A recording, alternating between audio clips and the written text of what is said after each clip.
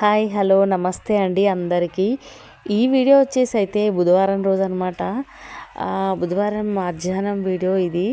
ఆ రోజు పూజ పనులన్నీ కంప్లీట్ చేసుకున్న తర్వాత నేను వంట చేశాను. ఇదైతే వేడి రైస్ అండ్ పప్పు చేశానండి.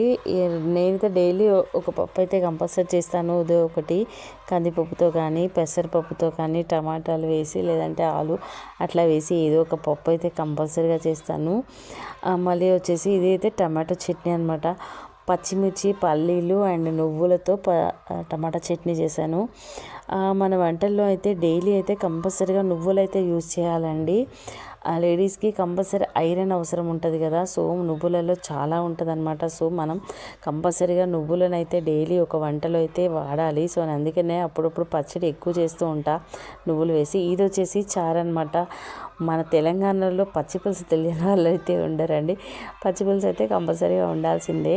ఈ కర్రీ వచ్చి ఇది నైట్ ఆలు అండ్ వంకాయ ఫ్రై చేశాను అనమాట. అది మిగిలిపోతే నైట్ ఫ్రిడ్జ్లో పెట్టాను.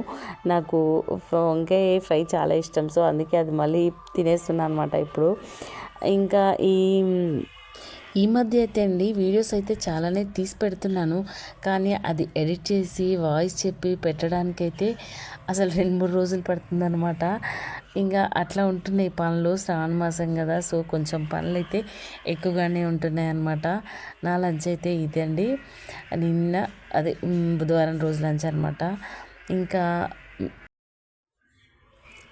ఈ వీడియో నచ్చితే తప్పకుండా లైక్ చేయండి, కామెంట్ చేయండి, ఛానల్ని సబ్స్క్రైబ్ కూడా చేసుకోండి ఫ్రెండ్స్.